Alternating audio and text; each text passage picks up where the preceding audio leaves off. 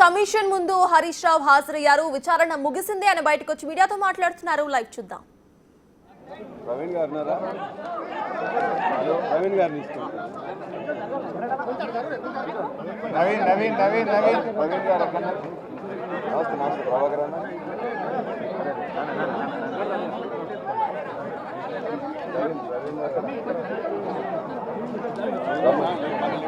Right can I start చేయొచ్చా? కొద్దిగా silence Babu please. Media మిత్రులందరికీ నమస్కారం. ఈరోజు కాళేశ్వరం కమిషన్లో భాగంగా ఈరోజు మమ్మల్ని పిలవడం జరిగింది. కమిషన్ అడిగిన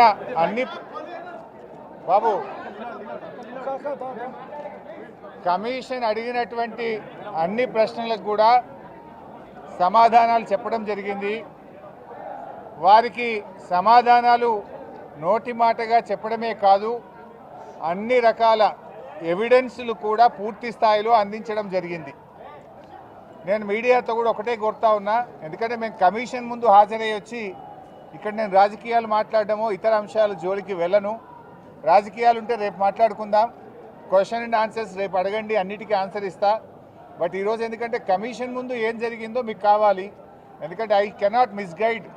లోపల ఒకటి చెప్పి బయట ఒకటి చెప్పడం అనేది తప్పు అవుతుంది. లోపల ఏం జరిగింది, కమిషన్కు నేను ఏం చెప్పాననేటువంటి అంశాలు మాత్రమే మీ ముందు ఉంచుతాను. మీకు మిగతా ఎన్ని క్వశ్చన్స్ ఉన్నా, ఎన్ని పొలిటికల్గా కావాలన్నా రేపు మాట్లాడుకుందాం. Today I will not speak any politics.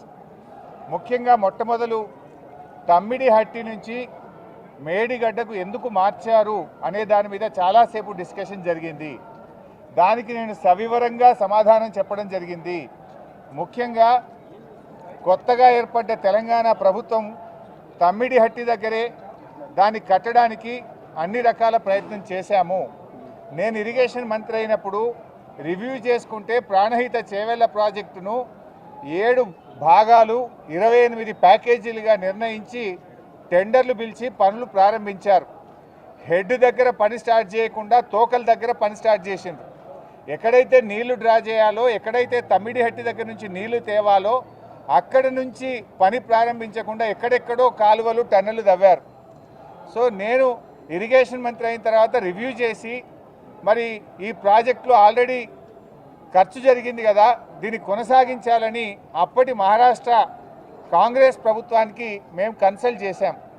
Hasan మిష్రిఫ్ గారు కర్ణాటక ఇరిగేషన్ మినిస్టర్గా ఉంటే ఆయన దగ్గరికి ప్రభుత్వం ఏర్పడ్డ నెల రోజులకే వెళ్ళి, మీరు దయచేసి మాకు అనుమతి ఇవ్వండి, మేము ఇక్కడే మహారాష్ట్ర ప్రభుత్వానికి మేము కోరాం, దయచేసి మాకు అనుమతి ఇవ్వండి, మేము మా వాళ్ళు మాకంటే ముందున్న ప్రభుత్వం మరి తమ్మిడిహట్టిని నిర్ణయించుకొని ఆల్రెడీ పనులు ప్రారంభించారు, 28 ప్యాకేజీలకు టెండర్లు పిలిచారు, మమ్మల్ని ఇక్కడ కట్టుకోవడానికి అనుమతి ఇవ్వండి అని అప్పటి మహారాష్ట్ర కాంగ్రెస్ మంత్రి, నీటిపారుదల శాఖ మంత్రి హసన్ మిష్రిఫ్ గారిని కోరాం.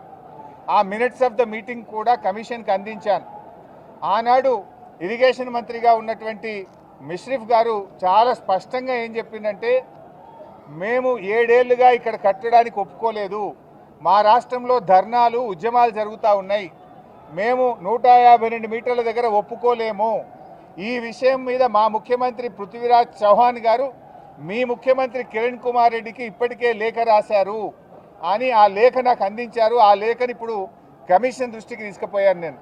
ఆ లేఖలో ఏముందంటే, మీకు మీరుగా నిర్ణయించుకొని పనులు ప్రారంభిస్తే మీరు చేసే ఖర్చు, మీరు చేసే డబ్బు ఏదైతే ఖర్చు చేస్తుందో అదంతా వృధాగా మారే అవకాశం ఉంది అని పృథ్వీరాజ్ చౌహాన్ గారు మన రాష్ట్ర ముఖ్యమంత్రికి రాసిన లేఖను ఆనాటి కాంగ్రెస్ మంత్రి నాకు ఇచ్చారు. అంటే మీరు ఇట్లా పోతున్నారు, తప్పు అనే విషయం, ఆ విషయం కూడా కమిషన్ దృష్టికి తీసుకుపోయాం. ఎట్ ద సేమ్ టైం ఒక 5-6 మీటింగ్లు జరిగినాయి మహారాష్ట్ర తెలంగాణ మధ్య. 5-6 మీటింగ్లు మినిస్టర్ లెవెల్లో, ఇంజనీర్ల లెవెల్లో, ఫైనల్గా ముఖ్యమంత్రి కేసీఆర్ గారు స్వయంగా మహారాష్ట్రకు వచ్చి మహారాష్ట్ర ముఖ్యమంత్రి ఫడ్నవీస్ గారితో జరిగిన చర్చల మొత్తం సారాంశాన్ని వారికి చెప్పే ప్రయత్నం చేశాం. ఎందుకంటే అనేక ప్రయత్నాలు చేశాం. మహారాష్ట్రలో కాంగ్రెస్ ప్రభుత్వంపై బీజేపీ ప్రభుత్వం వచ్చింది.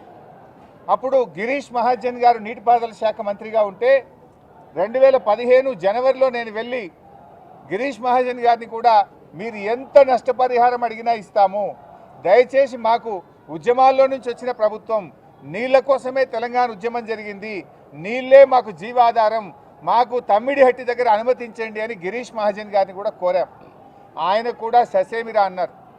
అప్పుడు మన రాష్ట్ర ముఖ్యమంత్రి కేసీఆర్ గారు స్వయంగా మహారాష్ట్రకు వచ్చి అక్కడ మహారాష్ట్ర రాజ్భవన్లో విద్యాసాగర్ రావు గారి గవర్నర్ గారి సమక్షంలో మహారాష్ట్ర ముఖ్యమంత్రి ఫడ్నవీస్ గారిని 17 ఫిబ్రవరి 2015 రోజు తమ్మిడిహట్టి దగ్గర బ్యారేజ్ కట్టడానికి అనుమతి ఇవ్వండి అని అనేక రకాలుగా కేసీఆర్ గారు మహారాష్ట్ర ప్రభుత్వాన్ని, మహారాష్ట్ర ముఖ్యమంత్రి గారికి విజ్ఞప్తులు చేశారు. అయినా వారు ససేమిరా అన్నారు. ఫడ్నవీస్ గారు మాట్లాడుతూ మాకంటే ముందు 7 ఏళ్ళు కాంగ్రెస్ ప్రభుత్వం ఉండే, 7 ఏళ్ళు కాంగ్రెస్ ప్రభుత్వం తమ్మిడిహట్టి దగ్గర ఒప్పుకోనప్పుడు ఇవాళ నేను బీజేపీ గవర్నమెంట్, ఆ రోజు తమ్మిడిహట్టి దగ్గర కట్టొద్దని నేనే ధర్నాలు చేసినా, పోరాటాలు చేసినా, ఇవాళ నేనెట్లా ఒప్పుకుంటా, రాజకీయంగా అది ఎట్లా సాధ్యమవుతుంది, ఒప్పుకునే ప్రశ్నే లేదని ఆ రోజు ఖరాఖండిగా మహారాష్ట్ర ముఖ్యమంత్రి గారు కేసీఆర్ గారికి చెప్పారు.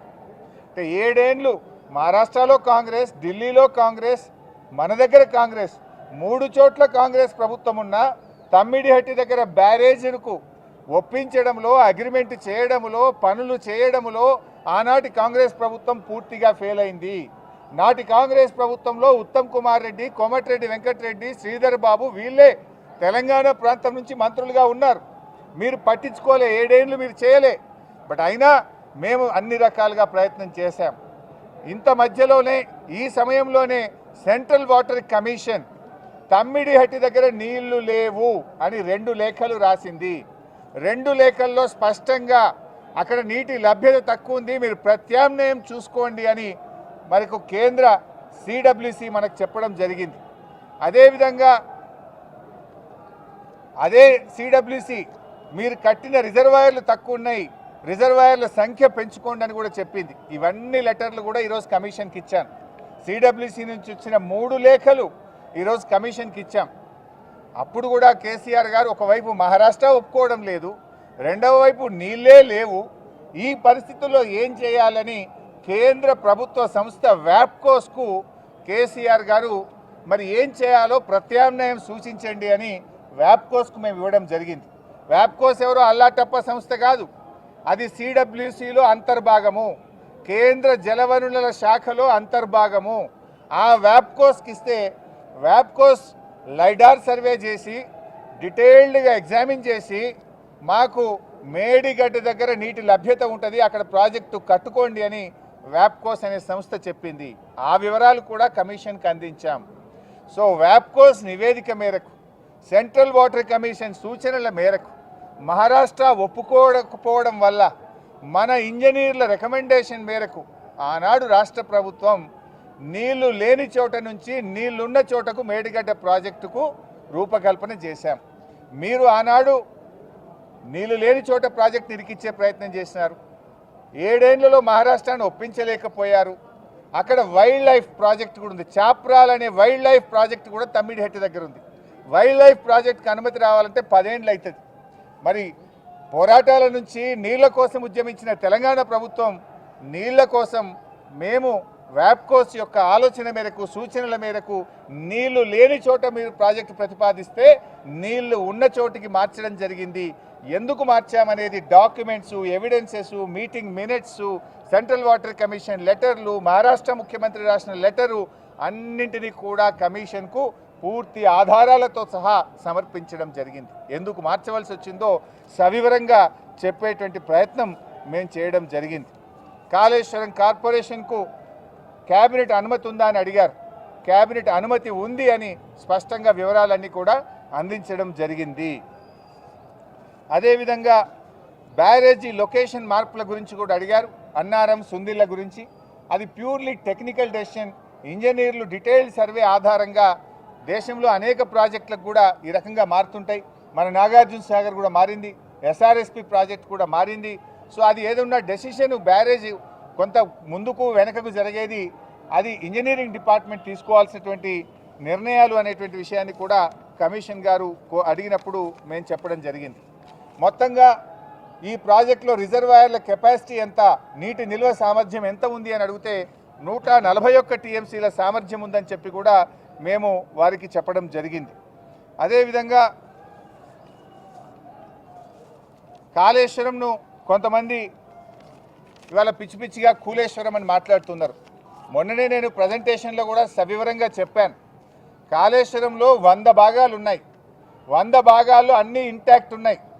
లైక్ ఇప్పుడు మనం మొన్న అనుకున్నట్టుగా 3 బ్యారేజీల్లో, అదేవిధంగా కాళేశ్వరంలో 16 రిజర్వాయర్లు, 19 సబ్స్టేషన్లు, 21 పంప్ హౌస్లు, 203 కిలోమీటర్ల గ్రావిటీ టనెళ్ళు, 98 కిలోమీటర్ల ప్రెషర్ మెయిన్స్, 1531 కిలోమీటర్ల గ్రావిటీ కెనాల్స్, ఇవన్నీ కూడా ఇంటాక్ట్ ఉన్నాయి. ఒకవైపు ముఖ్యమంత్రి గారు మొన్న పోయి గంధమల్లకు శంకుస్థాపన చేశారు. మరి గంధమల్లకు నీళ్ళు ఎక్కడి నుంచి పోతాయి? మల్లన్న సాగర్ నుంచి పోతాయి. మల్లన్న సాగర్ ఎక్కడిది? కాళేశ్వరంలో అంతర్భాగం. ఇంకొక వైపు హైదరాబాద్కు మూసీ సుందరీకరణకు నీళ్లు తెస్తా అంటున్నారు. ఎక్కడి నుంచి తెస్తా అంటున్నారు? మూసీకి హైదరాబాద్కు 30 టీఎంసీల నీళ్లు తెస్తామంటున్నారు. మల్లన్న సాగర్ నుంచి తెస్తామంటున్నారు. మల్లన్న సాగర్ ఎక్కడిది? కాళేశ్వరంలో అంతర్భాగం. అంటే ఇంత స్పష్టంగా ఒకవైపు ప్రభుత్వమే కాళేశ్వరం మీద ఆధారపడి హైదరాబాద్కు 30 టీఎంసీల నీళ్లు తేవడానికి టెండర్లు పిలుస్తుంది. ఇంకొక వైపు మల్లన్న సాగర్ మీద ఆధారపడ్డ గంధమల్లకు టెండర్లు పిలిచి ముఖ్యమంత్రి శంకుస్థాపన చేస్తారు. ఇంకొక వైపు కాళేశ్వరం కూలింది, కుప్పకూలింది, కాళేశ్వరం లేదు అంటారు. అంటే ఇవాళ ప్రభుత్వం డొల్లతనం పూర్తిగా బయటపడ్డది. ఎప్పటికైనా కాళేశ్వరమే తెలంగాణకు లైఫ్ లైన్, జీవధార అనేది ఇవాళ ప్రజలకు స్పష్టమైంది. కమిషన్ ముందు కూడా చాలా వివరంగా అన్ని కూడా మేము ఏది నోటి మాటగా చెప్పలే, విత్ డాక్యుమెంటరీ ఎవిడెన్స్, సాక్ష్యాధారాలతో సహా గత ప్రభుత్వంలో తీసుకున్న నిర్ణయాలు, సిడబ్ల్యూసి రిపోర్ట్లు, వ్యాప్కోస్ రిపోర్ట్లు, క్యాబినెట్ నిర్ణయాలు అన్నీ కూడా ఆధారాలతో సహా కమిషన్ కోరిన విధంగా మేము సబ్మిట్ చేయడం జరిగింది. See, today no questions, all political questions I will answer tomorrow in Telangana Bhavan.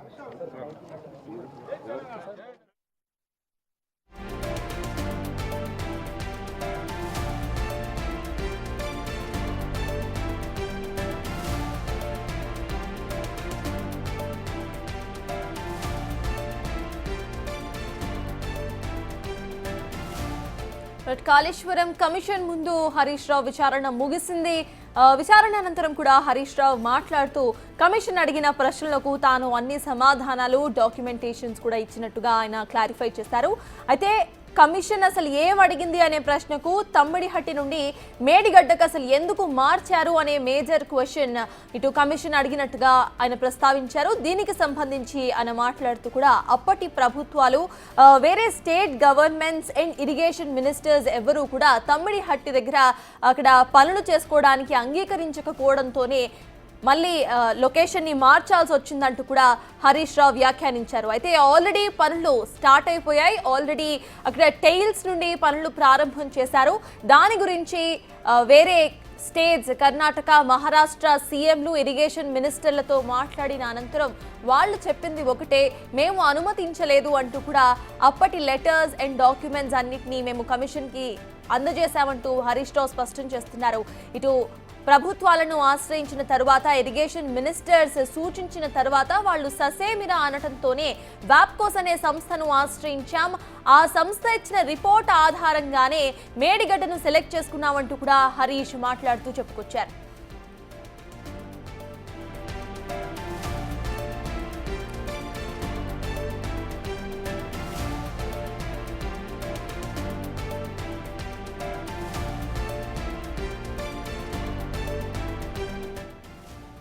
Kaleshwaram commission విచారణకు హాజరైన హరీష్ రావు బయటికి వచ్చి ఇటు మీడియాతో మాట్లాడారు. పొలిటికల్ క్వశ్చన్స్ కి వేటికి ఆన్సర్స్ ఇవ్వను అంటూ కూడా మీడియా ప్రతినిధులు అడిగే ఏ క్వశ్చన్ కి ఆయన ఆన్సర్ ఇవ్వలేదు. కేవలం ఆయన ఏం చెప్పాలి అనుకునేది మాత్రమే చెప్పి వెళ్ళిపోయారు. రేపు మళ్ళీ ఇటు మీడియాకి అవకాశం ఇస్తా అంటూ కూడా హరీష్ రావు మాట్లాడారు. అయితే ఇవాళ కమిషన్ అడిగిన ఒక మేజర్ క్వశ్చన్ ను ఆయన ప్రస్తావించారు.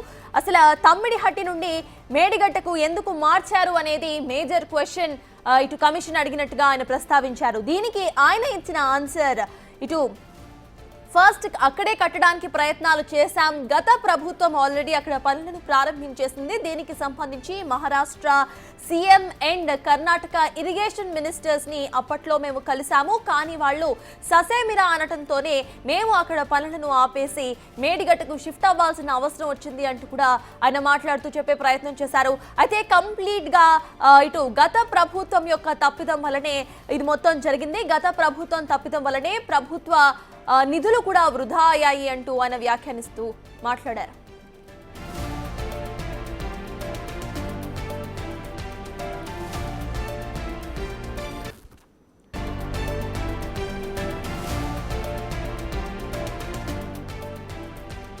సిఎస్ హరీష్ రావు చెప్పిన విషయాలు ఏవైతే ఉన్నాయో వాటి గురించి పూర్తి డీటెయిల్స్ మా ప్రతినిధి వెంకట్ అక్కడ నుండి లైవ్ లో అందించడానికి సిద్ధంగా ఉన్నారు. వెంకట్, చెప్పండి పూర్తిగా హరీష్ రావు ఏం చెప్పారో అందరూ విన్నారు. క్లియర్ గా ఆయన మా తప్పేమీ లేదు, గత ప్రభుత్వ తప్పే ఉంది అంటూ కూడా ఆయన కామెంట్ చేశారు. ఎలా చూడాలంటారు? అసలు అప్డేట్స్ ఏంటి? చాలా స్పష్టంగా కాళేశ్వరం సంబంధించిన అంశంలో తుమ్మిడిహెట్టి దగ్గర మేడిగడ్డకు ఎందుకు మార్చాలనే దానిపైన కమిషన్ ముందు చాలాసేపు ఆయన ఒక రకంగా చెప్పాలంటే పవర్ పాయింట్ ప్రజెంటేషన్ ఇచ్చారని కూడా చాలా స్పష్టంగా చెప్పుకోవచ్చు. తుమ్మిడిహెట్టి దగ్గర వాటర్ సోర్సెస్ లేవు, అందులో 160 టీఎంసీల నీరు మాత్రమే అక్కడ ఉంది. మిగతా అందులో 63 టీఎంసీలు మహారాష్ట్రకి ఇవ్వాలి. 102, 103 టీఎంసీల దగ్గర మనం అక్కడ వాటర్ పంప్ చేయలేమనేది కమిషన్ ముందు చెప్పినటువంటి నేపథ్యం. మహారాష్ట్ర ప్రభుత్వం ఒప్పుకోలేదు. ఆ తర్వాత అనేక సార్లు సమావేశాలు జరిపినప్పటికీ కూడా గతంలో కాంగ్రెస్ ప్రభుత్వం ఉన్నప్పుడు ఒప్పుకోలేదు. ఆ తర్వాత 2015 తర్వాత బీజేపీ ప్రభుత్వం వచ్చింది. ఫడ్నవీస్ ముఖ్యమంత్రిగా ఉన్నారు. ఫడ్నవీస్ కూడా ఒప్పుకోలేదు. చాలాసార్లు అడగడం జరిగింది. ఎక్కడ కూడా వాళ్ళు నష్టపోతుంది, మహారాష్ట్రకి నష్టం వస్తుంది, ఖచ్చితంగా అక్కడ ప్రాజెక్టు గంట నిర్మాణం చేస్తే మాత్రం మీరు పెట్టుకున్న ఏదైతే సంపద అంతా కూడా వృధా అవుతుంది అనేది కూడా వాళ్ళు చెప్పినటువంటి డెసిజన్లో అక్కడి నుంచి లొకేషన్ మార్పు జరిగింది అనేది కమిషన్ ముందు ఒక రకంగా పవర్ పాయింట్ ప్రజెంటేషన్ ఎట్లా ఇస్తారో పొలిటికల్ సర్కిల్లో సేమ్ అదే విధంగా ఇచ్చినటువంటి నేపథ్యం అయితే ఉంది. సరే, లొకేషన్ మార్పు జరిగింది, మేడిగడ్డ సుందిల్లా అన్నారం లొకేషన్ మార్పులు జరిగి అక్కడ ప్రాజెక్టు నిర్మించారు.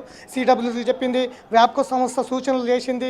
అందుకే ఆ కేంద్ర సంస్థల సూచనల మేరకే ప్రాజెక్టులు తుమ్మిడేటి నుంచి మేడిగడ్డకు నిర్మించాం అని ఇవంతా కూడా ఒకే రకంగా చెప్పుకుంటూ వచ్చారు కమిషన్ ముందు. కానీ ఇక్కడ మేడిగడ్డ నిర్మాణం తర్వాత స్టోరేజ్ ఎవరు ఆపారు? స్టోరేజ్ ఎవరు ఆపామన్నారు? లేదంటే ల్యాండ్ అక్విజిషన్కు 2018లో మీరు ఎందుకు విరమించుకున్నారు? 2016లో ల్యాండ్ అక్విజిషన్ ఫ్లడ్ బ్యాంక్లకు సంబంధించి కాంట్రాక్టులు ఎలా సంతకం చేస్తారు? తర్వాత వాటర్ ఎంత స్టోరేజ్ వరకు నిలుపుకోవచ్చు, కన్స్ట్రక్షన్ ఎలా జరిగింది, ఇట్లాంటివన్నింటికి కీలక అంశాలకు మాత్రం సమాధానాలు దాటవేసే ధోరణి అయితే చాలా స్పష్టంగా కనిపించింది. అధికారులు టెక్నికల్ అంశం, ఇంజనీర్లదే నిర్ణయం అంటూ కూడా చెప్పినటువంటి నేపథ్యం. మహారాష్ట్ర ప్రభుత్వం ఒప్పుకోలేదు, సిడబ్ల్యూసీ చెప్పింది, ఇటు ఏదైతే వ్యాప్కో సంస్థ సూచనలు చేసింది అక్కడ నుంచి మార్చాము అని చెప్తూనే లొకేషన్ మార్పుకు సంబంధించిన అంశంలో కూడా అధికారులదే ఇంజనీర్లదే నిర్ణయము. చాలా ప్రాజెక్టులు ఆ విధంగానే లొకేషన్ మార్పు జరిగింది. నాగార్జున సాగర్ లేకపోతే ఇంకొక సాగర్ లొకేషన్ మార్పులు చాలా డ్యామ్లు జరిగాయి. ఇప్పుడు కూడా ఆ విధంగానే లొకేషన్ మార్పు జరిగింది అనేది కూడా చెప్పుకుంటూ వచ్చినటువంటి నేపథ్యం. అంటే చాలా అనేక సందేహాలు ఇందులో ఉత్పన్నమవుతున్నాయి. కేవలం చెప్పడం మాత్రం అధికారులు కమిషన్ ముందు చెప్పడం మాత్రం చెబుతున్నారు, కానీ కీలక అంశాలు వచ్చేసరికి అధికారుల మీద నెట్టివేస్తున్నటువంటి ధోరణి అయితే చాలా స్పష్టంగా కనిపిస్తుంది. మొన్న ఈటెల రాజేందర్ కూడా అదే ధోరణి అవలంబించారు. మొత్తం కూడా ఇరిగేషన్ శాఖ అదే బాధ్యత అంటూ కూడా ఆయన చెప్పినటువంటి పరిస్థితులు ఉన్నాయి. ఇవాళ కూడా సేమ్ సిచ్యువేషన్ ప్రజెంటేషన్. నీరు తుమ్మిడిహెట్టి దగ్గర ఎందుకు మార్చిందో, గత కాంగ్రెస్ ప్రభుత్వం దాన్ని ఎందుకు నిర్మించలేకపోయింది, మహారాష్ట్ర ప్రభుత్వం ఎందుకు ఒప్పుకోలేకపోయింది, ఇవంతా కూడా పవర్ ప్రజెంటేషన్ చెప్తే చాలా బాగుంటుంది. కానీ ఇక్కడ నిర్మాణ లోపాలు జరిగాయి, ఎందుకు కృంగిపోవాల్సి వచ్చింది, ఎందుకు వైఫల్యం చెందింది, ఎందుకు మేడిగడ్డ అన్నారం సుందిల్లా బ్యారేజీలు మేడిగడ్డలో 2 పిల్లర్లు కుంగడం కావచ్చు, ఇటు సుందిల్లా అన్నారంలో లీకేజీలు కావచ్చు, ఎందుకు జరిగాయి, ఎందుకు స్టోరేజ్ చేయడం జరిగింది, ఇవన్నీ అంశాలు మాత్రం టెక్నికల్ ఇంజనీర్ల మీద బాధ్యత అంటూ కూడా దులుపుకోవడం ఇది చాలా అనేక సందేహాలకు తావిస్తున్నటువంటి నేపథ్యం ఇవాళ విచారణ బట్టి మనకు చాలా స్పష్టంగా అర్థమవుతుంది. లొకేషన్ మార్పు జరిగింది, ప్రభుత్వంతో చర్చలు జరిపారు, మహారాష్ట్ర ప్రభుత్వంతో, ఇవన్నీ ఓకే. కానీ ఇక్కడ నిర్మాణ లోపాలు మాత్రం సరైన సమాధానాలు అయితే ఎగవేత వేస్తున్నటువంటి నేపథ్యం అయితే కనిపిస్తుంది. ఎగ్జాక్ట్లీ వెంకట్. అంటే ఒకసారి మనం చూసుకుంటే ఆయన ఆన్సర్స్ అన్నీ కూడా గత ప్రభుత్వాల మీద ఆరోపణ చేయటం, లేకపోతే ఇటు వేరే స్టేట్ గవర్నమెంట్స్ని ఇందులోకి లాగటం అనేలానే కనిపిస్తున్నాయి. ఒక లెటర్ గురించి కూడా ఆయన ప్రస్తావించారు. మరి ఆ లెటర్ని కూడా కార్పొరేషన్కి ఇచ్చారా ఆయన? సిడబ్ల్యూసి 3 లెటర్లు రాసింది రాష్ట్ర ప్రభుత్వానికి. కాంగ్రెస్ ప్రభుత్వం ఉన్నప్పుడు ఒక లెటర్ రాసింది. అక్కడ నీరు సాధ్యం కాదు అనేది ఒక లెటర్ రాసింది. మహారాష్ట్ర ప్రభుత్వం కాంగ్రెస్ ప్రభుత్వం ఉన్నప్పటికీ కూడా తెలంగాణకు ఒప్పుకోలేదు. అందుకే ఆ ప్రాజెక్ట్ ఆగిపోయింది అనేది హరీష్ రావు చెప్తున్నారు. మీరు సాధించాలనేది మేము సాధించామని చెప్తూ ఉన్నారు. సో ఇట్లా లెటర్ల పంచాయతీ అటు ఉన్నప్పటికీ చాలా స్పష్టంగా సిడబ్ల్యూసి కావచ్చు, జలసంఘం కావచ్చు, వ్యాప్కో సంస్థకు సంబంధించిన అధికారులు కావచ్చు, స్పష్టంగా మేము ఎలాంటి అనుమతులు ఇవ్వలేదు అనేది వెదిరే శ్రీరామ్ లాంటి వాళ్ళు చెప్తున్నారు. జలసంఘం కమిషన్ సెంట్రల్ వాటర్ కమిషన్కి సంబంధించిన అంశం ఈ వ్యాప్కో కావచ్చు, ఇవన్నీ కూడా అందులో భాగంగానే ఉంటాయి. వారు మాత్రం మేము అలాంటి అధికారాలు ఎలాంటి అనుమతులు ఇవ్వలేదు. తుమ్మిడిఎట్టి దగ్గర గనక గత బీఆర్ఎస్ ప్రభుత్వము అనుకుంటే మాత్రం మహారాష్ట్ర ప్రభుత్వంతో చర్చలు సఫలమవుతాయి. అక్కడే వాటర్ కూడా పుష్కలంగా ఉంది అనేది ఇప్పటికీ సిడబ్ల్యూసి కావచ్చు, వెదిరే శ్రీరామ్ లాంటి వాళ్ళు, లేదంటే ఇంకా దాని మీద కాళేశ్వరం పైన ఇరిగేషన్ మీద సబ్జెక్ట్ ఉన్న వాళ్ళందరూ కూడా చెబుతున్నటువంటి మాట. కేవలం ఇక్కడ లొకేషన్ మార్పులు ఎందుకు జరిగాయనే దాని మీద అయితే ఒక స్పష్టత లేదు. మనం చూసుకోవచ్చు. ఒకసారి కమిషన్ ముందుకు హరీష్ రావు విచారణ ముగిసింది. మొత్తం కూడా బయటికి వెళ్తున్నటువంటి నేపథ్యం. ఒక్కసారిగా బీఆర్ఎస్ శ్రేణులు మొత్తం కూడా ఈ కమిషన్ కార్యాలయానికి చేరుకున్నాయి. పోలీసులు కూడా కట్టుదిట్టమైన భద్రత ఉదయం నుంచి కూడా ఏర్పాటు చేశారు. ఎక్కడ కూడా ఇటు కాంగ్రెస్ ప్రభుత్వం పైన వ్యతిరేకంగా నినాదాలు ఇస్తున్నటువంటి విజువల్స్ చూసుకోవచ్చు. హరీష్ రావు వెహికల్ కమిషన్ ముందు విచారణ ముగించుకొని హరీష్ రావు వెహికల్ వెళ్తున్నటువంటి దృశ్యాలు మనం చూసుకోవచ్చు. ఇందులో కర్త కర్మక్రియ మొత్తం కూడా కాళేశ్వరంలో హరీష్ రావుదే కీలక అంశాలని అందరూ అనుకున్నారు. కానీ ఇవాళ ఆయన చెప్పిన సమాధానాలు మాత్రం కొంత పొంతన లేకుండా ఉండడంతో ఒక్కసారిగా కాళేశ్వరం నిర్మాణంలో అనేక సందేహాలు ఇవాళ ఉత్పన్నమవుతున్నటువంటి నేపథ్యం ఉంది. నిర్మాణం జరిగింది. స్టోరేజ్కి బాధ్యులు ఎవరు? అది బ్యారేజీలు, ప్రాజెక్టులు కాదు, డ్యామ్లు కాదు. బ్యారేజీలలో స్టోరేజ్లు ఎవరు ఆపారన్న దానికి సరైన సమాధానాలు ఇవ్వనటువంటి నేపథ్యం అయితే చాలా స్పష్టంగా కనిపిస్తూ ఉంది. దీనికి ఎవరు బాధ్యులు, కమిషన్ ఎలాంటి డిసిషన్ తీసుకుంటుంది? రేపు 11వ తారీఖు రోజు గత ముఖ్యమంత్రి కల్వకుంట్ల చంద్రశేఖరరావు కమిషన్ ముందుకు వస్తున్నారా లేదా అనేది కూడా ఉత్కంఠ కొనసాగుతుంది. ఈ కార్యకర్తలకు అభివాదం చేస్తున్నటువంటి విజువల్ కూడా మనం ప్రత్యక్షంగా చూసుకోవచ్చు. అంత నిజమే చెప్తా అంటూ కమిషన్ ముందు హరీష్ రావు ప్రమాణం చేసినప్పటికీ బ్యారేజ్లో నీళ్ళ స్టోరేజ్ అంశంలో ఎందుకు దాటవేశారనేది ఇప్పుడు సర్వత్రా చర్చ జరుగుతున్నటువంటి నేపథ్యం ఉంది. ఎందుకంటే ప్రభుత్వానికి తెలియకుండా, ఇరిగేషన్ మంత్రికి తెలియకుండా ఆ బ్యారేజ్లలో స్టోరేజ్ వాటర్ ఎట్లా నిలుపుతారు, ఎట్లా కోతకు గురవుతుంది, ఏ విధంగా వైఫల్యం చెందుతుంది? 3 ఏళ్లలో నిర్మాణం జరిగింది. 3 ఏళ్లలో ఏ విధంగా కూలిపోతుంది, ఎందుకు వైఫల్యం చెందింది అనే దాని మీద అనేక సందేహాలు ఇప్పుడు ఉత్పన్నమవుతున్నటువంటి నేపథ్యం ఉంది. హరీష్ రావు చెప్పిన సమాధానాలలో అనేక సందేహాలు ప్రాజెక్టు పైన వ్యక్తమవుతున్నాయి. మొత్తం కూడా చాలామంది మనం చూసుకోవచ్చు విజువల్స్లో బీఆర్ఎస్ శ్రేణులు ఒక్కసారిగా బీఆర్కే భవన్ కాళేశ్వరం కమిషన్ ముందుకు ఒక్కసారిగా చేరుకున్నారు. మొత్తం కూడా పోలీసులు కూడా కట్టుదిట్టం చేస్తున్నారు. ఎవరికి కూడా ఎక్కడ అంతా కూడా కమిషన్ లోపలికి ఎవరికి రాకుండా కొంతమందిని మాత్రమే కమిషన్ ఓపెన్ కోర్టులోకి ఆహ్వానించింది. అందులో పల్లా రాజేశ్వర్ రెడ్డి, తలసాని శ్రీనివాస్ యాదవ్, కొత్త ప్రభాకర్ రెడ్డి, ప్రశాంత్ రెడ్డి, అట్లనే లీగల్ టీం కూడా వచ్చారు. అక్కడ ఏం జరుగుతుంది ఏం లేదనేది కోర్టు హాలులో మొదటగా కొంతమంది లీగల్ టీంను అనుమతించలేదు పోలీసులు. ఖచ్చితంగా అనుమతి ఉంటుంది, ఆర్డరు పాస్ చేయమని చెప్పండి అని లీగల్ టీంకి ఇటు పోలీసులు కొంచెం వాగ్వాదం కూడా జరిగిన తర్వాత లీగల్ టీం కూడా అక్కడ కూర్చుంది.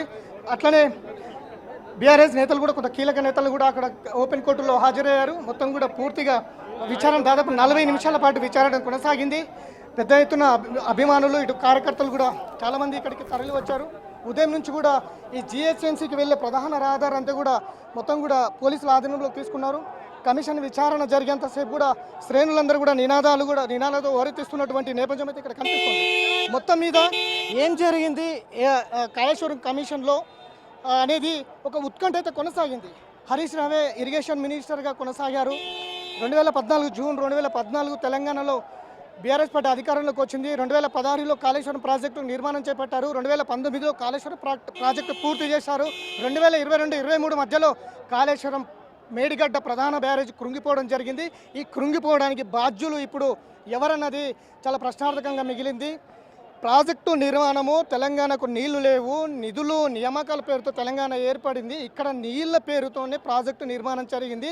జీవనధార తెలంగాణకు అంటూ చెప్పుకుంటున్న పరిస్థితే బాగుంది కమిషన్ ముందర. కానీ అక్కడ వైఫల్యాలకు కారకులు మాత్రం ఎవరంతకు వాళ్ళు తప్పించుకునే ప్రయత్నం అయితే ఇప్పుడు ప్రశ్నార్థకంగా ఉంది. కమిషన్ దీన్ని ఏ విధంగా తీసుకుంటుంది?